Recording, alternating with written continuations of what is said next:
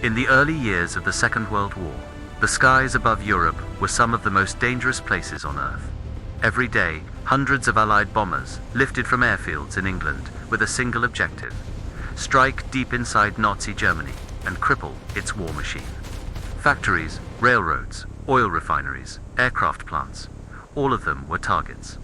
But reaching those targets came with a terrifying cost.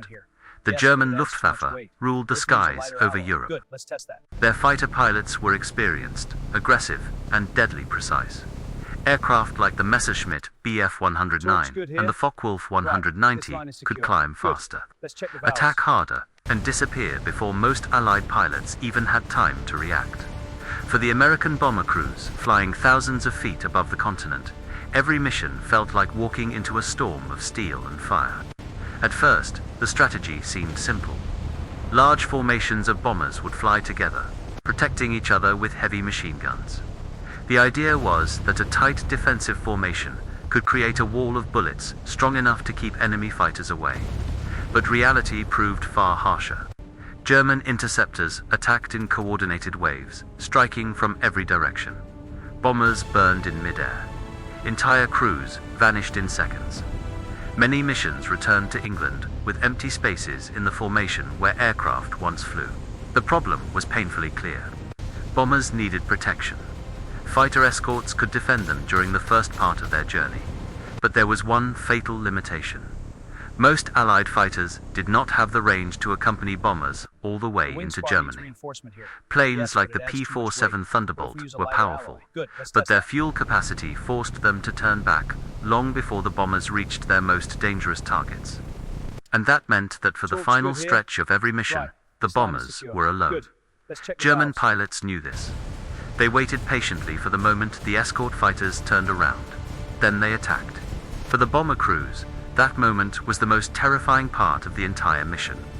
They were flying directly into enemy territory, with no protection except their guns and their courage. Losses mounted quickly. Some missions saw dozens of bombers shot down in a single day. Strategists in Washington and London began to question whether the bombing campaign could even continue under such conditions. Without a solution, the entire strategy of crippling Germany's industry from the air could collapse. But far from the battlefields of Europe, engineers in the United States were working on something different, something new. An aircraft that would challenge everything pilots believed possible at the time. At first, few people realized what they were building. On paper, it was simply another fighter aircraft, another machine designed to fly fast and shoot down enemy planes. But hidden inside its design was a possibility that would soon change the balance of power in the skies. A fighter that could fly farther than any other. A fighter that could accompany bombers all the way into the heart of Germany. And when that aircraft finally appeared over Europe, German pilots began to notice something unsettling. The bombers they had hunted for years were no longer alone. For the first time, American fighters were waiting for them. The problem facing Allied bombers in 1942 was brutally simple. They could reach Germany, but they could not survive the journey. Every bombing mission required hundreds of men to climb into heavy aircraft and fly directly into one of the most heavily defended airspaces in the world. Anti-aircraft guns filled the skies with explosions, while German fighters hunted relentlessly for weak points in the bomber formations. The American strategy relied heavily on daylight precision bombing. Unlike the British Royal Air Force, which often bombed at night, the United States Army Air Forces believed that attacking during the day would allow crews to hit factories, rail networks, and oil facilities with far greater accuracy. In theory, destroying these key industrial targets would slowly suffocate the German war machine. But daylight also meant visibility. German radar stations detected the incoming bomber formations long before they reached their targets. Luftwaffe squadrons scrambled immediately. Pilots climbed into the air and began positioning themselves along the bomber routes. By the time the American aircraft crossed into German territory, the enemy was already waiting. Bomber crews quickly learned that the first minutes of combat were chaos. German fighters attacked in coordinated formations, diving through the bomber groups at incredible speed. Cannons tore through aluminum fuselages. Engines burst into flames. In many cases, a single well-placed burst could destroy a bomber completely. When that happened, the aircraft often spiraled downward with little chance for the crew to escape. Inside the bomber formations, gunners fought desperately to defend their aircraft. Machine guns fired in every direction as the sky filled with enemy fighters. The strategy of defensive formations helped, but it was not enough. German pilots adapted quickly, learning how to approach bombers from angles that minimized their exposure to defensive fire. The deeper the bombers flew into Europe, the worse the situation became. Early escort fighters could only accompany the bombers for part of the journey.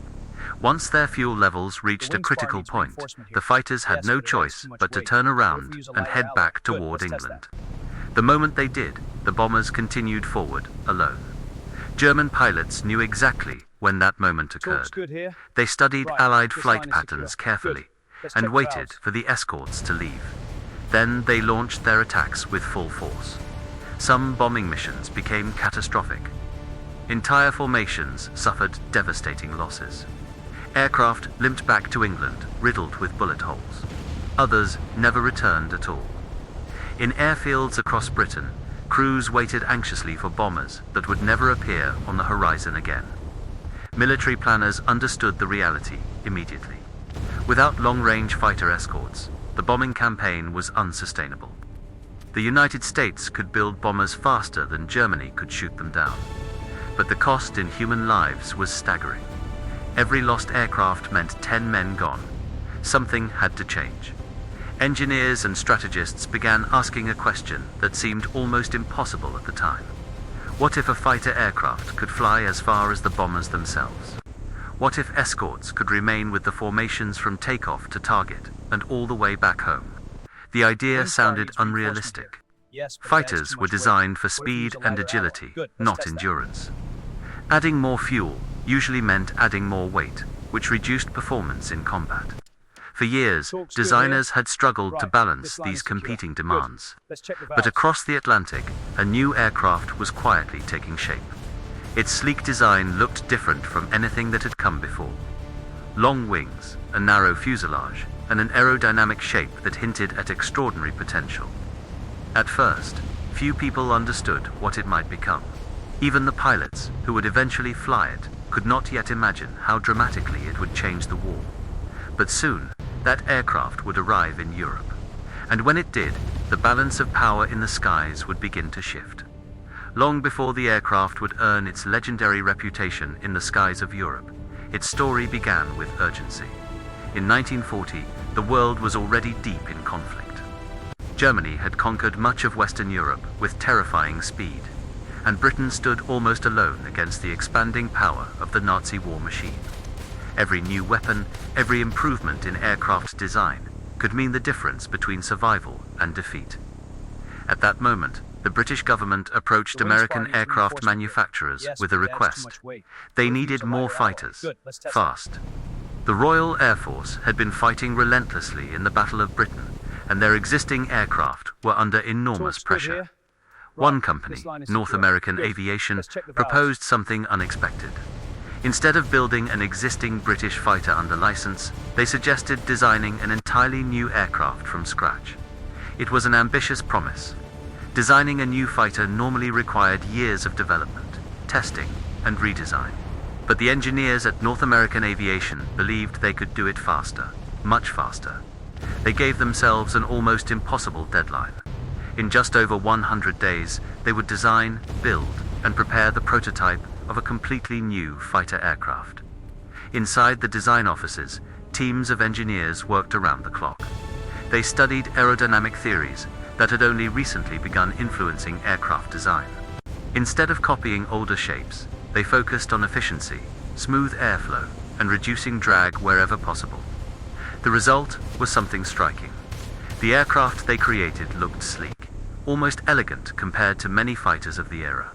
One of the most important features was its wing design. Engineers adopted a laminar flow wing profile, a shape that allowed air to move smoothly across the surface with far less resistance. In simple terms, this meant the aircraft could fly faster and farther using the same amount of power. The fuselage was equally refined.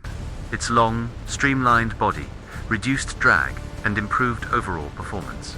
Every curve, every angle, every structural element was carefully calculated to create a fighter that could move through the air with remarkable efficiency. When the prototype finally rolled out for testing, it immediately impressed those who saw it. The aircraft was fast, responsive, and incredibly stable in flight.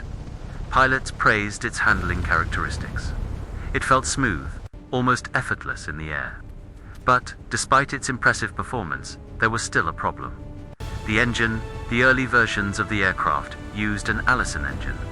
While reliable at lower altitudes, it struggled at higher elevations where many aerial battles took place. At those heights, the engine lost power, and the aircraft could not fully compete with the best German fighters. For a time, it seemed as though the promising new aircraft might never reach its full potential. Yet some engineers and pilots believed the design itself was far better than its engine allowed. They suspected that if the aircraft were paired with a different power plant, something stronger and more capable at high altitude, it could become extraordinary. That possibility would soon lead to one of the most important engineering decisions of the war, a decision that would transform this sleek new fighter into one of the most feared aircraft in the skies. The aircraft's elegant design had already proven that it could fly fast and handle beautifully in the air. Pilots admired its responsiveness, and engineers knew the aerodynamics were far ahead of many fighters of the time. Yet there was still a barrier preventing it from becoming the weapon the Allies desperately needed. At high altitude, where bombers operated and where most aerial combat took place, the aircraft simply lacked the power to dominate. The Allison engine performed well closer to the ground, but as the aircraft climbed higher into thinner air, its strength began to fade. German fighters, equipped with engines optimized for high-altitude combat, often held the advantage. Some pilots began to suspect something unusual. The aircraft itself felt capable of much more. Its shape cut through the air with remarkable efficiency. Its wings allowed it to maintain speed even during tight maneuvers. It was as if the aircraft were waiting for something stronger to unleash its true potential. Across the Atlantic, British engineers had already been working with an engine that might provide exactly what this aircraft needed. It was the Rolls-Royce Merlin, an engine that had proven itself during the Battle of Britain. Unlike many engines of the time, the Merlin used a sophisticated supercharger system that allowed it to maintain strong performance, even at extremely high altitudes. When the idea of combining the sleek American fighter with the British Merlin engine first appeared, it seemed like an experiment. Two different engineering traditions coming together inside a single machine. But the moment the modified aircraft took to the air for testing, it became immediately clear that something extraordinary had happened. The aircraft climbed faster than before, much faster. At high altitude, where the Allison engines struggled, the Merlin roared with strength. The fighter accelerated with confidence, maintaining power even in the thin air far above the clouds. Test pilots could feel the difference instantly. What had once been a promising aircraft had suddenly become something else entirely. Now it could compete with the best German fighters. In some conditions, it could outperform them. But the most important advantage was not only speed or power, it was range. Thanks to its efficient design and the addition of external fuel tanks, the aircraft could travel farther than most fighters in the war. Much farther. For the first time, an Allied escort fighter could accompany bombers deep into enemy territory and still have enough fuel to fight on the way back. Strategists began to realize what this meant. The bombers that had once flown alone over Germany could now have protection for the entire mission. German pilots would no longer be able to wait for escort fighters to turn back. Instead, they would face American fighters throughout the entire journey. When the first squadrons equipped with the new aircraft arrived in Europe, many Luftwaffe pilots did not yet understand the significance of what they were seeing. But very soon, they would, because the skies over Europe were about to change. When the first squadrons equipped with the new aircraft arrived in Europe, the change was subtle at first. Allied bomber crews had heard rumors about a new escort fighter with incredible range, but many were cautious about believing the stories. The skies over Germany had been unforgiving for too long. Pilots had learned not to trust hope too easily. Then came the first missions. Early in 1944, American bombers once again began their long journey across the English Channel, climbing steadily toward their targets deep inside German territory. Thousands of feet above the ground, engines roared as the formations assembled. For years, bomber crews had memorized the moment when their escort fighters would peel away and turn back toward England. But on that day, something different happened. The escorts stayed, as the bombers continued deeper into occupied Europe. Sleek new fighters flew beside them, their long wings slicing through the cold air.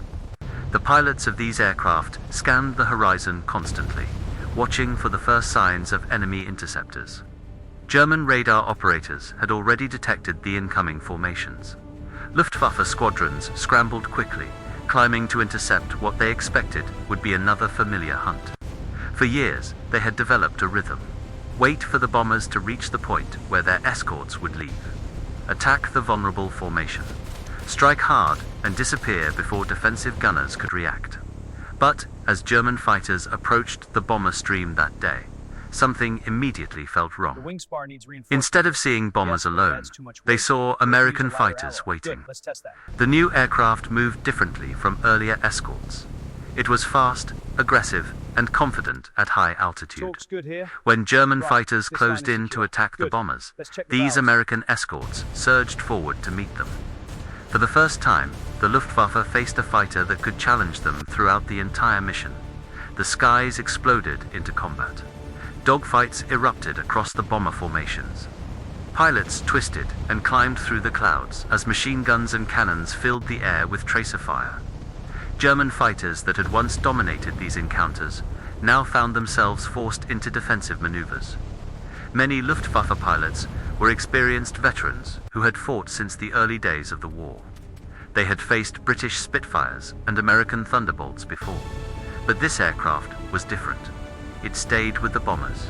It followed them farther than any escort fighter had ever managed before, and it was dangerous. American pilots quickly learned to use the aircraft's strengths. Its speed allowed them to dive onto enemy fighters with devastating force. Its agility let them maneuver aggressively in combat, and its range meant they could remain in the fight long after other aircraft would have been forced to return to base. The balance of power in the air began to shift. German pilots could no longer rely on the bombers being unprotected during the most dangerous parts of the mission. Every interception now carried greater risk. Every attack could turn into a deadly dogfight. For bomber crews, the difference was immediate. Where once they had flown into Germany with the knowledge that they would eventually be alone, they now saw American fighters surrounding them, weaving through the formation like guardians. The bombers were no longer easy targets. And the aircraft making that difference had a name that would soon become legendary across the skies of Europe: the P-51 Mustang. Once the P-51 Mustang began escorting bombers across Europe, the rhythm of the air war started to change in ways few people had predicted. Until that point, the Luftwaffe had been able to concentrate on attacking the heavy bomber formations themselves. German pilots had spent years perfecting their tactics against large aircraft like the B-17, Flying Fortress, and the B-24 Liberator. Their goal was simple: break the formation, destroy the bombers, and force the Allies to abandon their daylight bombing strategy. But now the bombers were no longer the only threat in the sky. Mustang pilots were not limited to flying beside the bombers and waiting for German fighters to appear. Instead, American commanders introduced a new and aggressive strategy. Once the bomber formations were safely underway, many Mustang squadrons were allowed to fly ahead of the bombers and hunt for enemy aircraft before they even reached the formation. This was a radical shift in air combat tactics. Rather than reacting to German attacks, the Mustangs would actively search for the Luftwaffe. Pilots called these missions fighter sweeps. Flying at high altitude and high speed, the American fighters scanned the skies and the airfields below, looking for signs of enemy aircraft preparing to intercept the bombers. The effect was immediate. German fighters attempting to climb toward incoming bomber formations suddenly found American fighters diving toward them before they could even reach their targets. Mustang pilots used their speed advantage to strike quickly, often catching the enemy during the most vulnerable moment of their climb. For Luftwaffe pilots, this created a dangerous new reality.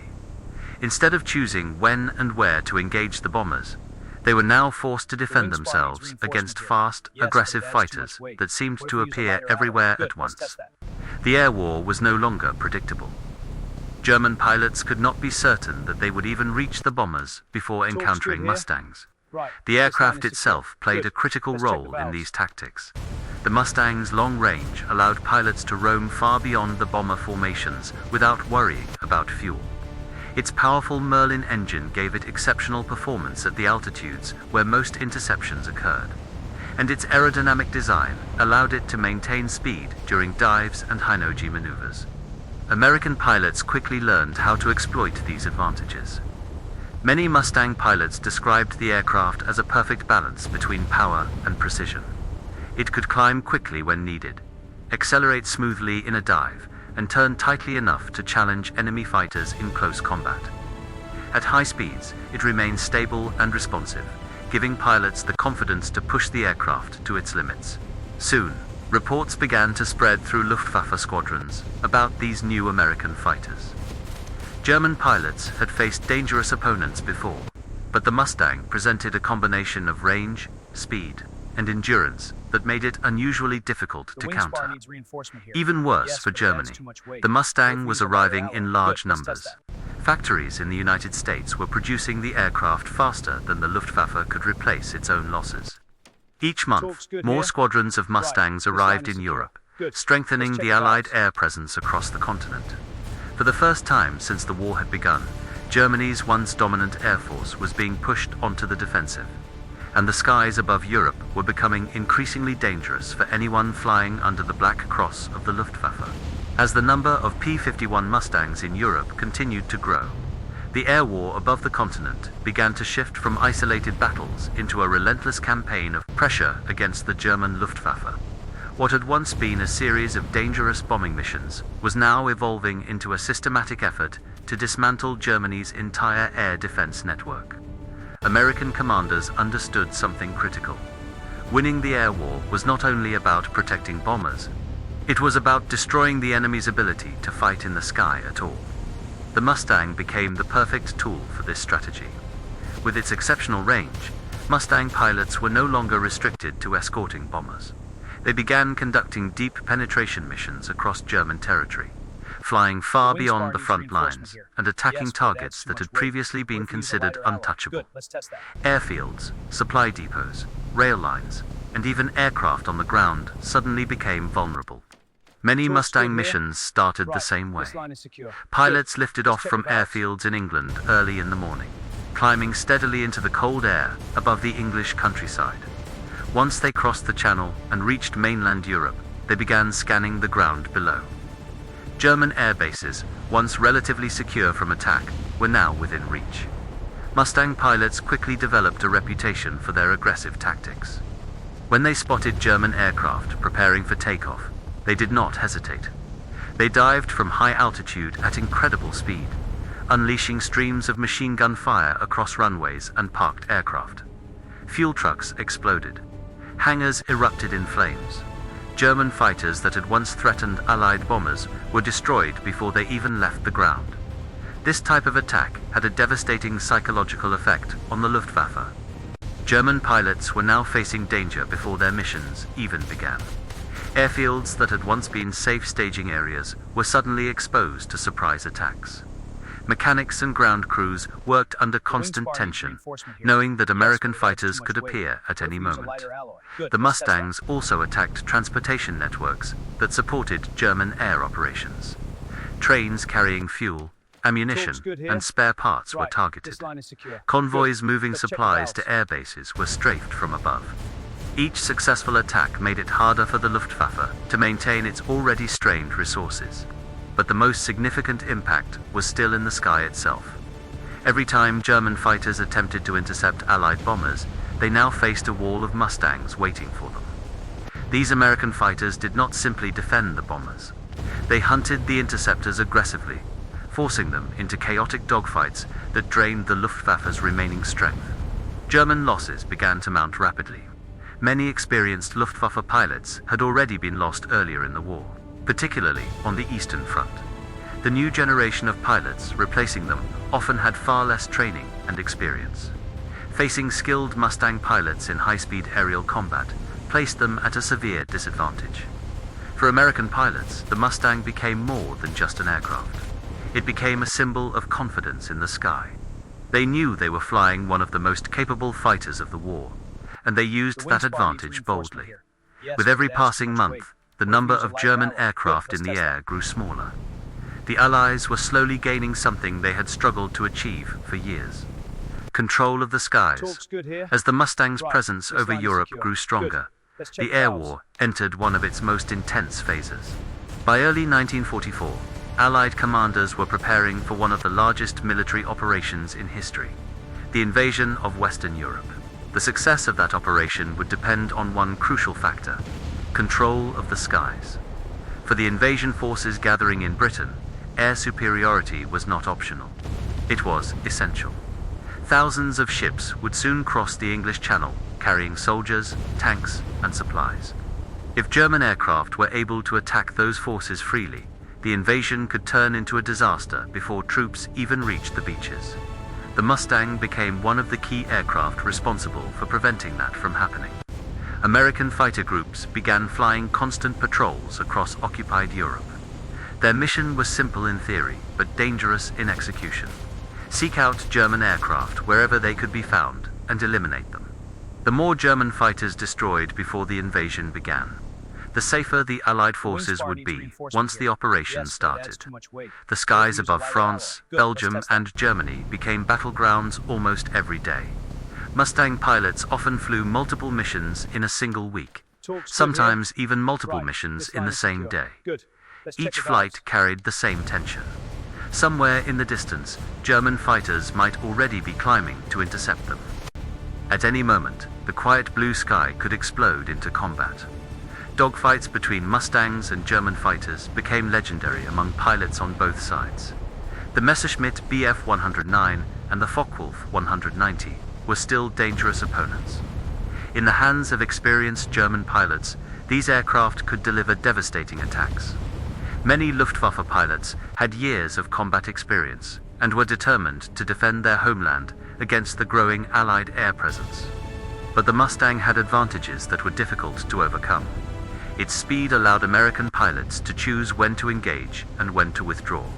Its high-altitude performance meant it could climb quickly to intercept enemy fighters, and its long range allowed it to remain over enemy territory far longer than most German pilots expected.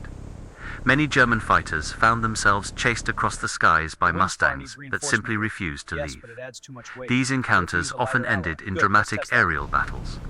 Pilots pushed their aircraft to the limits, diving, climbing, and turning in a constant struggle for position.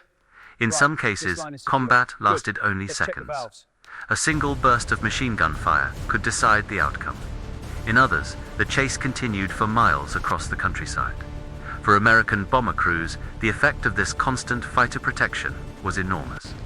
Where they had once flown missions filled with dread, they now saw Mustangs weaving through the formation like watchful guardians. German fighters still attacked, but they no longer did so without facing fierce resistance.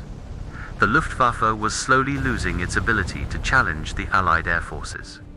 And as the day of the invasion approached, that growing weakness would become one of the most important advantages the Allies possessed. By the spring of 1944, the skies over Europe were no longer the uncontested domain of the Luftwaffe.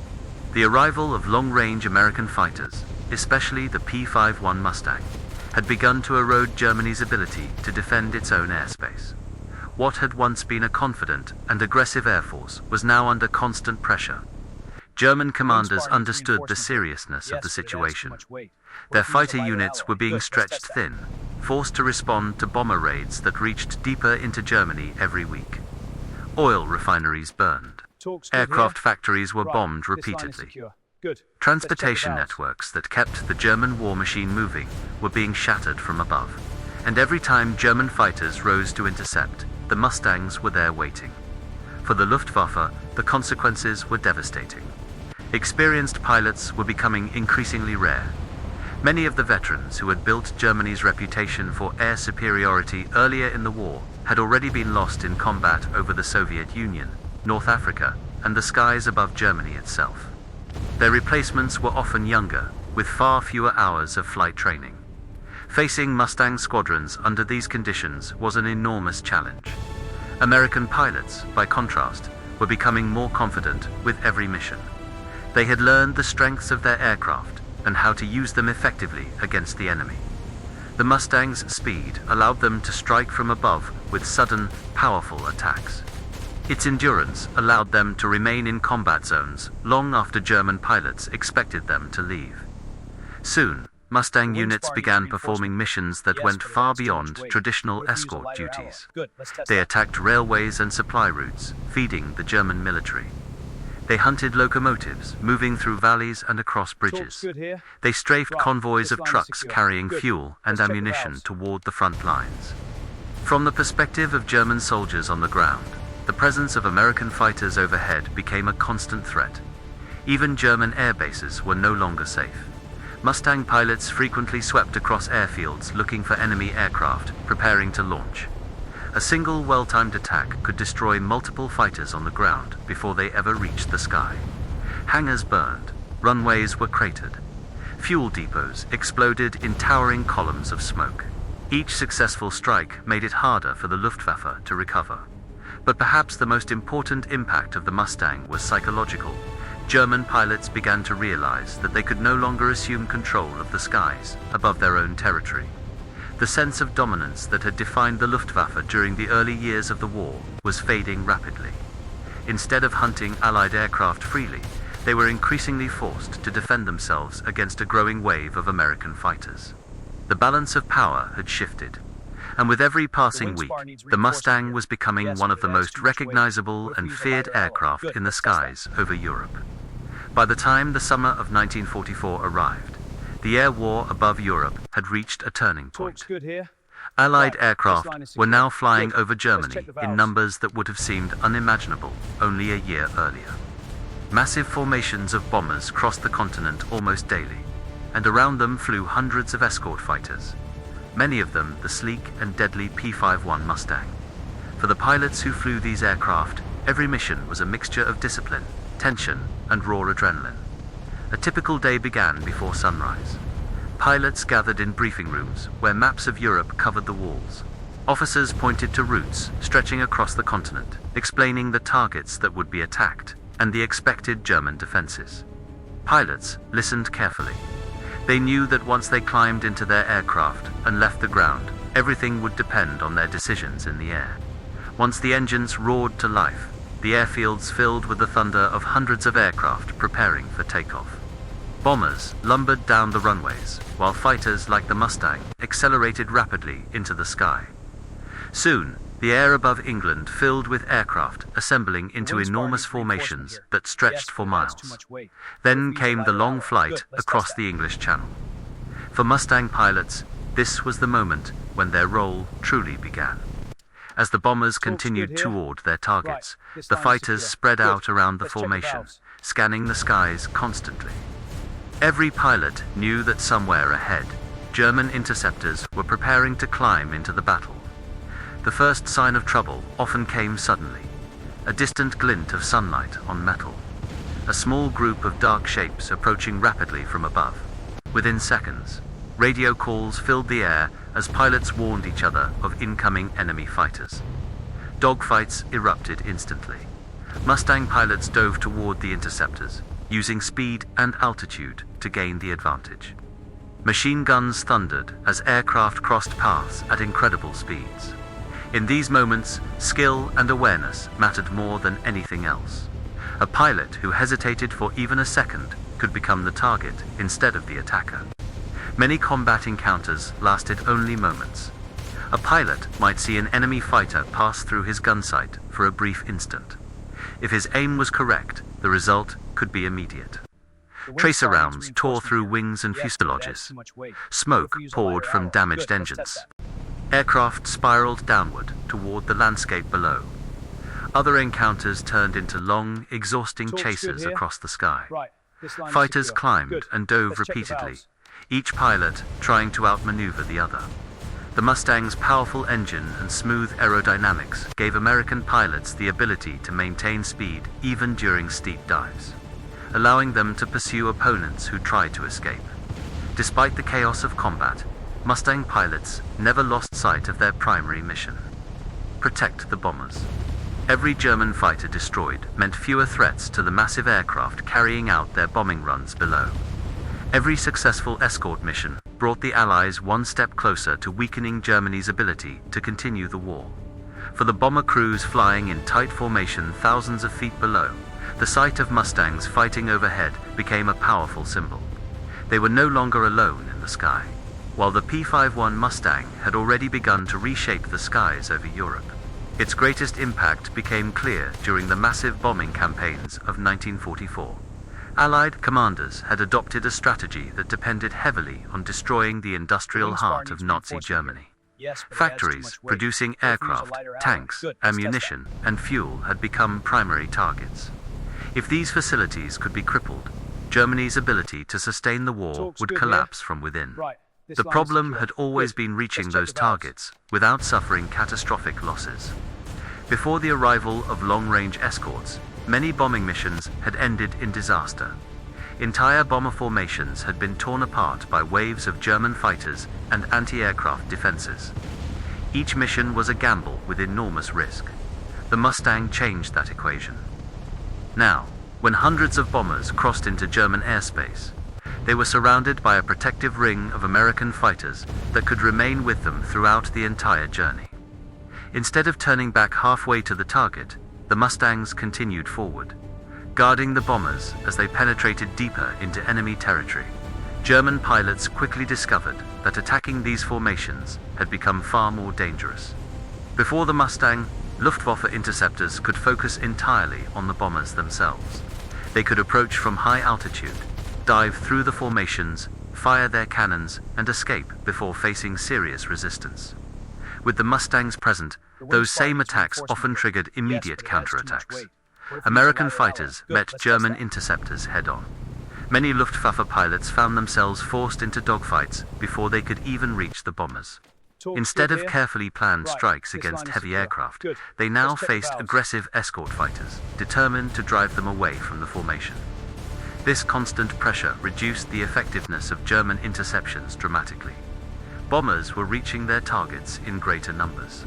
Factories that had once operated continuously were now forced to shut down for repairs after repeated air raids.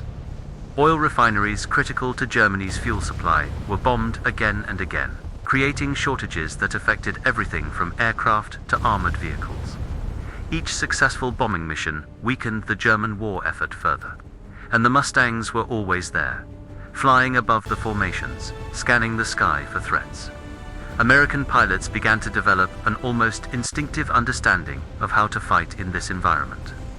They learned to anticipate German tactics, positioning themselves where enemy fighters were most likely to appear. They coordinated with other squadrons, forming layers of defense around the bombers. As the months passed, the Luftwaffe found itself trapped in an increasingly difficult situation. Every attempt to defend German airspace resulted in more losses. Aircraft destroyed, pilots killed or captured, airfields damaged by Mustang attacks. The resources needed to maintain a strong defensive force were disappearing faster than they could be replaced. The Mustang had become more than just an escort fighter. It had become a weapon that slowly strangled Germany's ability to control the skies. As the war progressed into the final stages in Europe, the effect of the P-51 Mustang became impossible to ignore. German commanders who once relied on the Luftwaffe to defend their cities and industries now faced a harsh reality. The skies above Germany were no longer safe. By late 1944, Allied air forces were flying thousands of sorties every week.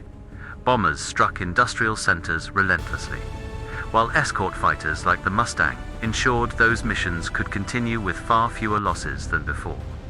The once powerful Luftwaffe, which had dominated the early years of the war, was struggling to respond. One of the greatest challenges Germany faced was the loss of experienced pilots. Earlier in the war, German fighter pilots had gained a reputation for skill and aggression. Many had hundreds of combat missions under their belts and had learned to survive intense aerial battles. But years of constant fighting had taken their toll. Veteran pilots had been killed, wounded, or captured in large numbers. Replacing them proved extremely difficult. Training new fighter pilots required time, fuel, and aircraft, all of which were becoming scarce in Germany. Allied bombing campaigns had damaged factories producing aviation fuel, while transportation networks across the country were constantly under attack. Young pilots often entered combat with only a fraction of the training that earlier generations had received. When these inexperienced pilots encountered Mustang squadrons, the results were often devastating. American pilots had the advantage of better training, reliable aircraft, and growing experience in large-scale aerial operations. They flew in coordinated formations, communicating constantly and supporting each other in combat. The Mustang itself gave them the speed and endurance needed to dictate the terms of the engagement. For many German pilots, encounters with the Mustang became battles for survival. Reports from the Luftwaffe described how American fighters appeared suddenly at high altitude, diving into combat with overwhelming speed. Once engaged, escaping the fight could be extremely difficult. The Mustang's ability to maintain energy during dives allowed American pilots to pursue fleeing aircraft over long distances. Meanwhile, the bombing campaign continued to intensify. Oil facilities, aircraft factories, and transportation hubs across Germany were being hit repeatedly. Each destroyed refinery reduced the fuel available for German aircraft. Each damaged factory slowed the production of new fighters. Each destroyed rail line made it harder to move supplies where they were needed. The Mustang played a direct role in protecting these operations by driving German fighters away from bomber formations and attacking airfields whenever possible. Mustang pilots helped ensure that Allied bombers could reach their targets again and again. Over time, the cumulative effect of these missions began to weaken Germany's ability to wage war. What had started as an effort to protect bombers had evolved into something much larger. The Mustang had become a key part of the strategy that was slowly dismantling the Luftwaffe itself. By early 1945, the situation in the skies over Europe had changed dramatically. Only a few years earlier, German fighters had hunted Allied bombers with confidence, often overwhelming them with coordinated attacks. Now, the balance of power had shifted. Allied aircraft filled the skies in overwhelming numbers, and among them, the P-51 Mustang had become one of the most recognizable symbols of that dominance. For German pilots, every mission had become increasingly dangerous. Fuel shortages limited how often aircraft could even take off. Many Luftwaffe units were forced to conserve their remaining resources, flying fewer patrols and scrambling only when large bomber formations approached critical targets. Even then, the pilots who climbed into their aircraft knew they were facing a difficult battle. High above Germany, American fighters were already waiting. Mustang squadrons patrolled the skies constantly, flying long-range missions that stretched across much of occupied Europe. Their presence meant that German fighters could no longer rely on surprise. Interceptors often encountered American fighters before they ever reached the bombers they were supposed to attack. When combat began, the advantages of the Mustang were clear. Its powerful Merlin engine allowed it to perform exceptionally well at high altitude, where many interceptions occurred. Its range allowed pilots to remain in the combat zone far longer than German aircraft, whose fuel supplies were already limited. And its speed allowed American pilots to control the engagement, deciding when to attack and when to withdraw. Meanwhile, the Allied bombing campaign intensified further. Factories that produced aircraft, tanks, and ammunition were being struck repeatedly. Oil refineries that fueled Germany's entire military infrastructure were burning under constant bombardment. Transportation networks that once connected the German war economy were increasingly damaged or destroyed. Mustang pilots contributed directly to these operations. Many missions involved more than escort duty. After guiding bombers to their targets, Mustang units often continued deeper into enemy territory, searching for rail lines, vehicles, and airfields to attack. Pilots flew low over the countryside, strafing trains and convoys that carried critical supplies to the German military. For soldiers on the ground, the sound of approaching aircraft engines often brought immediate fear. The sleek fighters could appear suddenly, diving from the sky before unleashing bursts of machine gun fire that tore through vehicles and equipment. German air defenses tried to respond, but resources were stretched thin. Anti-aircraft batteries struggled to cover every possible target. Fighter units were limited by fuel shortages and declining numbers of operational aircraft. The combined pressure from bombers and escort fighters created a situation Germany could no longer control. The Luftwaffe, once one of the most feared air forces in the world, was now fighting a desperate defensive battle. And above it all, the P-51 Mustang continued to patrol the skies, helping ensure that Allied aircraft could operate with increasing freedom across Europe. As Allied forces advanced across Europe during the final months of the war, the dominance of Allied aircraft in the skies became undeniable. Cities, railways, and military installations across Germany were now exposed to constant attack from the air. But beyond the strategic targets and industrial facilities, the presence of aircraft like the P-51 Mustang had begun influencing the war on the ground as well. For Allied soldiers advancing through France, Belgium, and eventually into Germany itself, air superiority became one of their greatest advantages. Whenever German forces attempted to move large groups of vehicles during daylight, they risked being spotted from above. Columns of trucks carrying troops or supplies could suddenly become targets for fighter aircraft patrolling the region. Mustang pilots, flying long-range missions far beyond the bomber routes, often encountered these convoys and attacked them quickly. The effect on German mobility was severe. Military units that once moved freely along highways and rail lines were now forced to travel cautiously, often under cover of darkness. Supplies that were urgently needed at the front took longer to arrive. Fuel shortages worsened as transportation networks were repeatedly damaged by air attacks. Mustang pilots described these missions as some of the most dangerous they flew. Unlike altitude escort missions, attacking ground targets required flying at very low altitude, sometimes only a few hundred feet above the terrain. At those heights, pilots were exposed to intense anti-aircraft fire from the ground. Even small caliber weapons could become deadly threats when aircraft flew so close to the battlefield. Despite the danger, these missions continued regularly. Pilots scanned the countryside constantly for signs of enemy movement. Smoke rising from distant roads, vehicles traveling along rail lines, or aircraft parked at remote airfields could all become targets within seconds. When a potential target was spotted, the Mustang would dive rapidly toward the ground, its powerful engine pushing it forward with incredible speed. Then came the attack. 6.50 caliber machine guns mounted in the Mustang's wings unleashed streams of bullets, capable of tearing through vehicles, locomotives, and lightly armored targets.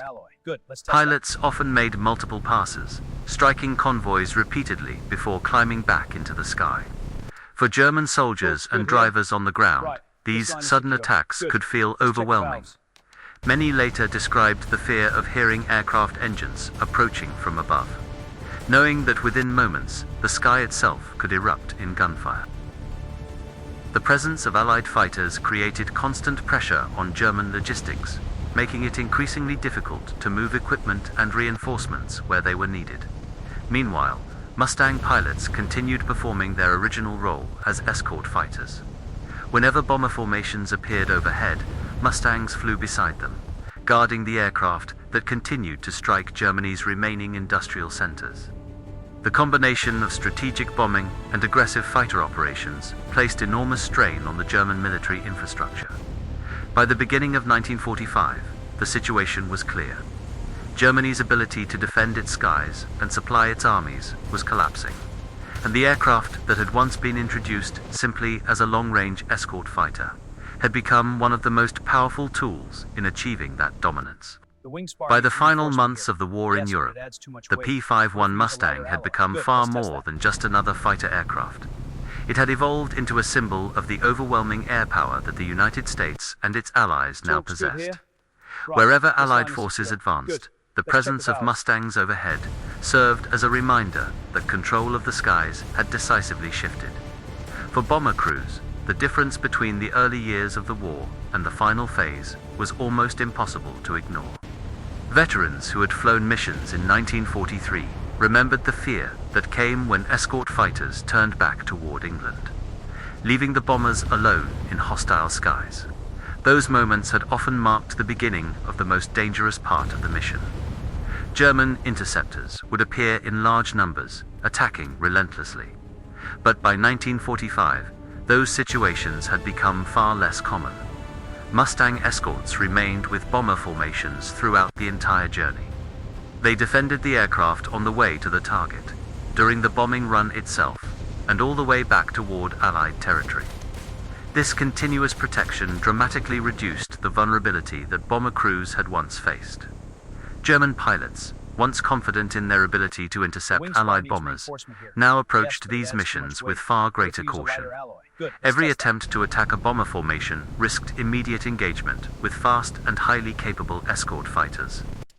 In many cases, German pilots were forced into defensive maneuvers before they could even reach the bombers.